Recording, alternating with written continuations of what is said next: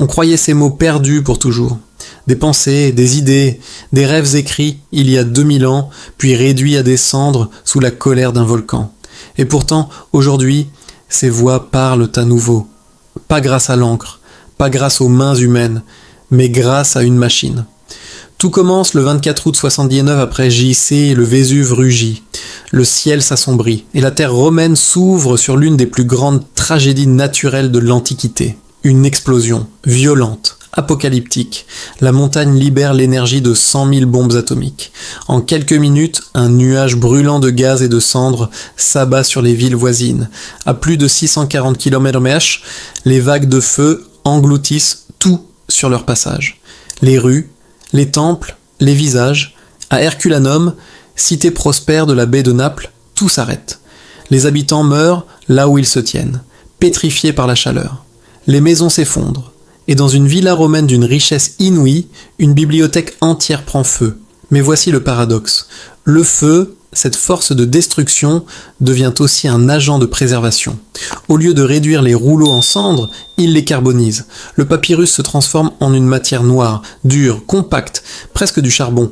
Les mots disparaissent à la vue, mais restent piégés à l'intérieur. Les rouleaux deviennent des pierres creuses, scellées dans le temps. Puis le Vésuve recouvre tout de 18 mètres de cendres et de boue. Le monde oublie Herculanum. Les siècles passent. Les empires naissent et meurent. Sous terre, la villa dort, intacte, le réveil des cendres. Nous sommes au XVIIIe siècle. Vers 1750, des ouvriers creusent un puits près de Resina, un petit village au sud de Naples. À quelques mètres de profondeur, leurs outils heurtent quelque chose d'étrange. Du marbre, des mosaïques, puis une galerie. Ce qu'ils découvrent dépasse tout ce que l'Europe érudite pouvait imaginer. Une villa romaine immense, décorée de sculptures de bronze, de fresques colorées, de colonnes élégantes, une demeure digne d'un empereur. Et dans l'une des pièces, un spectacle singulier. Des étagères entières couvertes de cylindres noirs, friables, tordus, semblables à des bûches brûlées. Les ouvriers ne comprennent pas. Ils pensent à des morceaux de bois. Mais les savants, eux, s'approchent, examinent et frémissent. Ce ne sont pas des bûches, ce sont des rouleaux de papyrus, des livres, des textes, des voix. Ce qu'ils viennent de trouver, c'est la seule bibliothèque intacte du monde antique. Chaque rouleau est un témoignage direct, non copié, non altéré, de la pensée grecque et romaine. C'est un miracle, mais un miracle fragile. Le désespoir des savants. Les premiers érudits d'Europe se précipitent. Ils veulent lire, comprendre, traduire.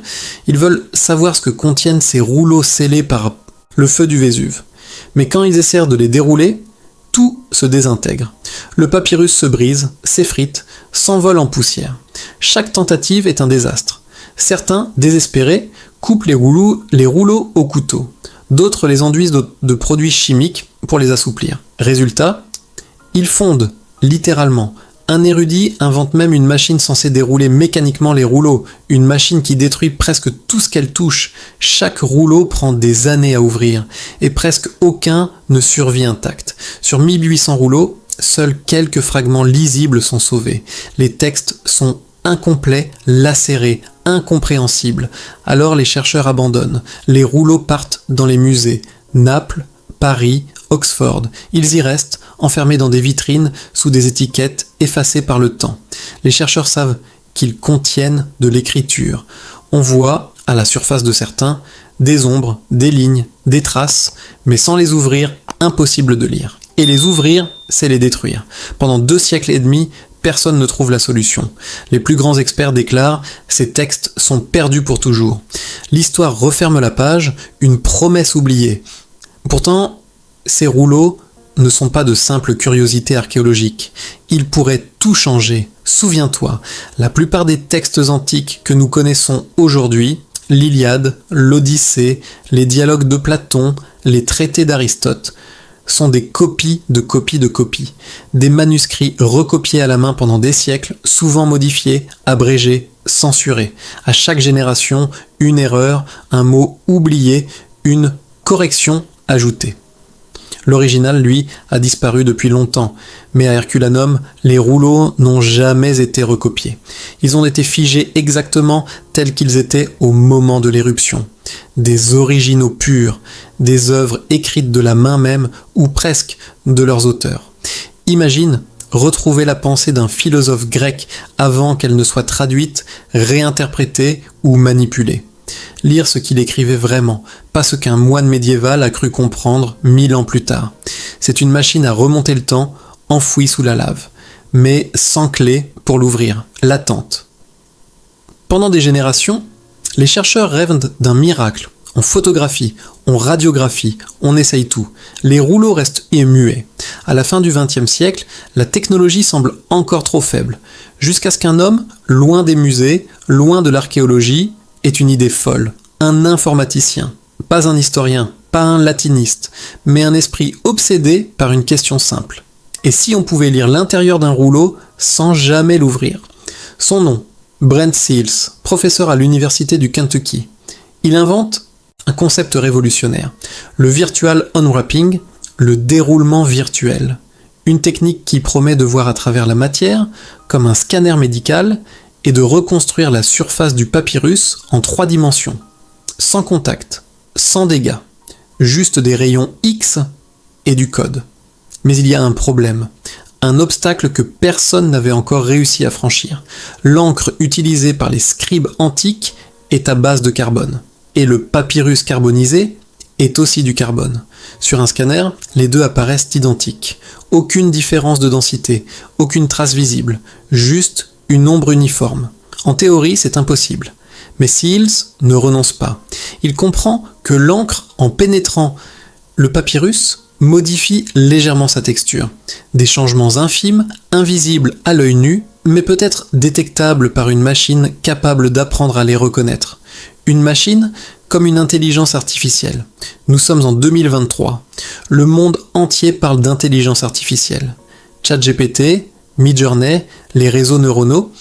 Mais pendant que certains s'amusent à générer des images ou des poèmes, un petit groupe de passionnés décide de s'attaquer à un autre type de mystère, ressusciter une bibliothèque disparue. Le professeur Brent Seales, après 20 ans de travail acharné, décide qu'il est temps d'ouvrir la porte du passé à tous. Il lance un concours mondial, le Vesuvius Challenge. L'idée est simple et vertigineuse.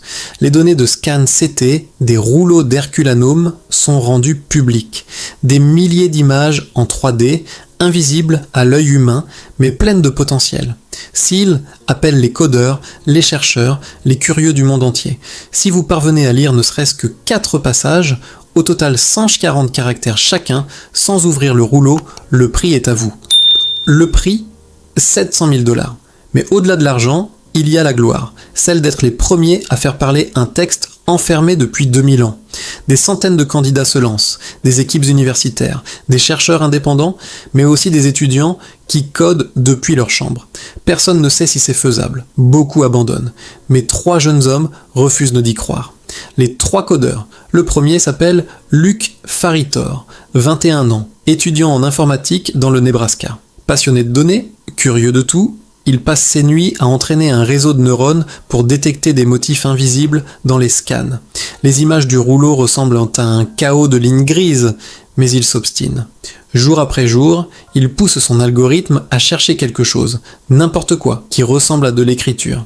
Et un soir d'août 2023, ça arrive. Le modèle détecte un mot, un seul, un mot grec, porphyra. Porphyra, traduction, violet. C'est la première fois depuis Cowarbon, l'éruption du Vésuve, qu'un mot complet est lu dans un rouleau non ouvert. 2000 ans de silence viennent de se briser. Luc n'y croit pas. Le monde académique non plus. Mais les experts confirment, ce qu'il a trouvé est bien réel. Il remporte le prix des premières lettres. Et le feu est lancé. Les alliés inattendus. Pendant ce temps, 2 autres participants travaillent dans l'ombre. L'un à Berlin, l'autre en Suisse. Le premier, Youssef Nader, est doctorant en biorobotique. Le second, Julian Schilliger, étudiant en robotique et vision par ordinateur. Tous 2 suivent de loin les avancées de Seales, fascinés. Mais au lieu de se contenter de regarder, ils décident d'eux de participer. Leurs ordinateurs deviennent des laboratoires virtuels. Ils analysent, recoupent, entraînent leur propre modèle d'intelligence artificielle. Chaque scan est un monde miniature. Chaque variation de texture, un signe potentiel. Chacun progresse lentement. Et un jour, ils se rendent compte qu'ils travaillent en deux sur la même chose, avec des méthodes presque identiques. Alors ils font le choix le plus intelligent possible, s'allier. L'algorithme du passé. En combinant leurs approches, ils conçoivent une méthode d'une élégance incroyable. Leur IA ne cherche pas la couleur de l'encre, invisible, mais les empreintes physiques que cette encre a laissées sur le papyrus. Des reliefs microscopiques, des déformations minuscules, comme les sillons d'une plume sur une page. Le modèle apprend à reconnaître ces altérations invisibles. Une fois entraîné, il peut balayer des kilomètres de textures numériques et identifier où se cachent les lettres. Ce n'est plus un simple code, c'est une machine à voir ce que les yeux humains ne peuvent pas voir. Une intelligence entraînée non pas à lire, mais à ressentir la trace d'une écriture disparue. Février 2024, la révélation. Après des mois de travail, la machine parle. Des symboles apparaissent, puis des mots, puis des lignes entières. Des phrases grecques, lisibles, cohérentes, des pensées figées dans le carbone depuis 2 millénaires. Les jeunes chercheurs soumettent leurs résultats au jury du Vesuvius Challenge. Les papyrologues examinent, comparent, vérifient et confirment le texte est authentique. Ils viennent de lire un rouleau scellé depuis 79 après JC sans jamais l'ouvrir. Le monde entier en parle. The New York Times, BBC, National Geographic. 3 étudiants ont accompli ce que les plus grands savants jugeaient impossible. Ils remportent le grand prix de 700 000 $. Mais plus encore, ils viennent de rouvrir une porte que l'humanité croyait condamnée. Et les mots retrouvés? Le texte parle de plaisir, pas de Dieu, ni de guerre, ni de prophétie, mais d'un débat sur la nature du bonheur. Les mots musique, nourriture, dégoût, violet, stupide apparaissent. L'auteur, probablement Philodème d'Épicure, discute d'une question surprenante. Les plaisirs rares sont-ils plus agréables que ceux qu'on trouve en abondance? Autrement dit, est-ce la rareté qui donne de la valeur à la joie, pas en tas? 2000 ans avant nos réseaux sociaux, un philosophe méditait déjà sur la satiété, le désir et la beauté du simple. Et c'est ce message-là que les flammes du Vésuve ont choisi de préserver. La villa des papyrus n'était pas une simple maison, c'était un palais. Un chef-d'œuvre d'architecture romaine, déployé sur plus de 250 mètres de long, orné de colonnes, de statues, de marbre polychrome. Les sols étaient incrustés de mosaïques fines, les murs peints de fresques éclatantes. Chaque pièce respirait le luxe et la connaissance. Ce lieu appartenait probablement à Lucius Calpurnius Piso Caesoninus, beau-père de Jules César, homme politique puissant et mécène des arts. Piso était connu pour soutenir les philosophes, en particulier un certain Philodème de Gadara, disciple d'Épicure, penseur raffiné, poète et professeur. C'est probablement lui qui dirigeait la bibliothèque. Dans ses rouleaux, il a peut-être rassemblé les œuvres de ses pairs, mais aussi ses propres écrits. Des textes sur la musique, la beauté, la joie, la sagesse et surtout sur la mesure du plaisir. Cette idée selon laquelle le bonheur ne se trouve ni dans l'excès, ni dans la privation, mais dans la paix de l'âme. Les fouilleurs du XVIIIe siècle, en découvrant cette bibliothèque, ne le savaient pas encore, mais ils avaient mis la main sur le cœur battant de la philosophie épicurienne. Un lieu où la pensée grecque traduite et discutée en latin respirait encore dans les murs. Le trésor invisible. Depuis 1750, environ 1800 rouleaux ont été extraits de la villa. C'est une quantité énorme, et pourtant ce ne serait qu'une fraction du tout. Les archéologues pensent que la partie découverte n'est qu'un niveau supérieur, et qu'un réseau de pièces souterraines, encore inaccessibles, pourrait cacher des milliers d'autres rouleaux. Des radars à pénétration de sol montrent des structures régulières sous la roche, des couloirs, des pièces, peut-être une deuxième bibliothèque, consacrée non plus à la philosophie grecque, mais à la littérature latine. Et si ces pièces recelèrent des trésors que le monde croyait à jamais disparus? Des œuvres de Sappho, d'Euripide ou même d'Aristote. Des poèmes inédits, des traités politiques, des récits historiques effacés par le temps. Certains chercheurs vont jusqu'à dire que là-dessous se trouvent peut-être les textes originaux, perdus de la République romaine, les sources premières de la pensée occidentale. Tout cela, aujourd'hui, dort encore à quelques mètres sous terre, protégé par la même cendre qui a détruit la ville. Une technologie qui change tout avant. 2024, fouiller Herculanum était presque impensable. Le site est fragile, la couche volcanique épaisse et des habitations modernes recouvrant la zone. Creuser risquerait de détruire ce qu'on cherche à sauver. Mais désormais, plus besoin de dérouler, plus besoin de creuser. L'équipe de SEALS a prouvé que l'on peut scanner, analyser et lire les rouleaux sans jamais les toucher. Une révolution complète. Car ce qui fonctionne à Herculanum peut fonctionner ailleurs. Des manuscrits brûlés dans des incendies médiévaux, des archives de guerre endommagées, des parchemins trop fragiles pour être ouverts, tout devient potentiellement accessible.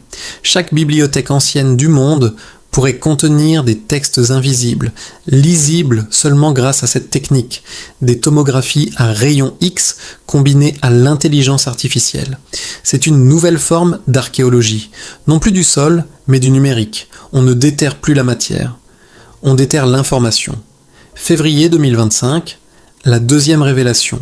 1 an après la victoire du Vesuvius Challenge, l'équipe publie une image stupéfiante. La première vue complète de l'intérieur d'un rouleau identifié sous le nom de Ferc. 172, pas seulement des mots épars, mais des colonnes entières de texte avec des marges, des espacements et jusqu'à 26 lignes visibles d'un seul tenant. On distingue les lettres grecques, nettes, régulières, comme tracées la veille par un scribe appliqué.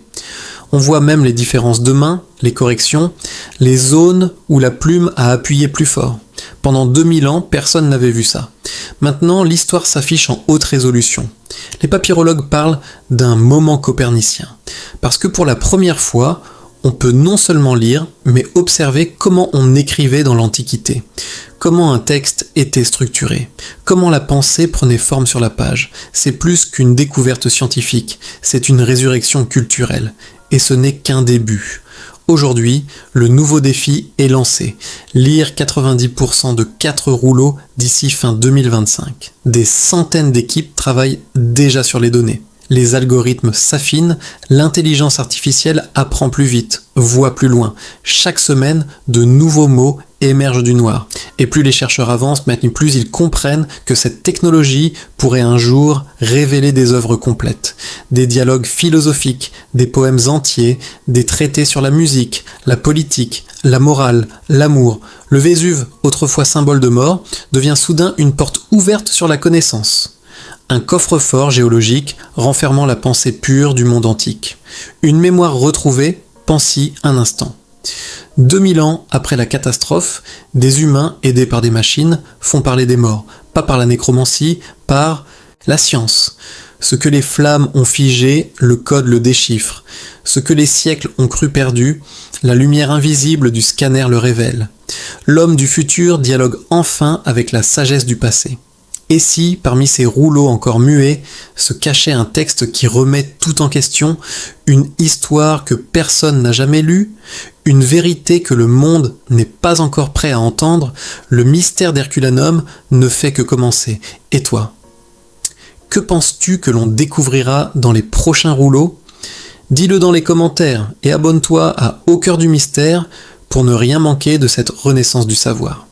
Il y a quelque chose d'étrangement poétique dans cette histoire. Pendant 2 millénaires, les cendres du Vésuve ont protégé ce que les hommes auraient probablement détruit eux-mêmes. Les mots, les idées, les secrets d'une civilisation disparue.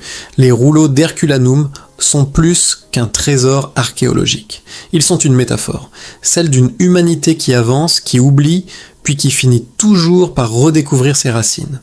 Ce qui s'est produit entre les flammes de 79 après Gigant et les algorithmes de 2024, c'est un passage de témoin à travers le temps. Une main de scribe tremblante, écrivant à la lueur d'une lampe à huile, qui rencontre la main d'un jeune codeur, tapant sur son clavier à la lumière d'un écran. 2 gestes séparés par 20 siècles. Mais un même but, comprendre. La leçon cachée. Quand tu y penses, cette découverte nous dit quelque chose sur nous-mêmes. On croyait tout savoir, on croyait le passé figé, complet, classé dans les musées. Et voilà qu'un simple programme prouve le contraire. Ce n'est pas seulement de la technologie, c'est une révolution épistémologique. Car si une IA peut lire les traces invisibles laissées par l'encre du passé, alors qu'est-ce qu'elle pourra lire demain ? Des pensées gravées dans des matériaux encore plus anciens ? Des messages enfouis dans la pierre, dans les fibres, dans les ossements ? L'archéologie vient d'entrer dans une ère nouvelle, celle où le temps n'efface plus rien. Chaque fragment, chaque trace, chaque empreinte peut redevenir une voix, et cette voix nous dit « Je ne suis pas mort. J'attendais que tu sois prêt à m'écouter. Quand les morts parlent, c'est peut-être ça, le vrai miracle du Vesuvius Challenge. Pas seulement le texte grec relu, mais le symbole. 3 étudiants ordinaires ont redonné la parole à des esprits anciens. Ils ont prouvé que l'histoire n'appartient pas aux historiens.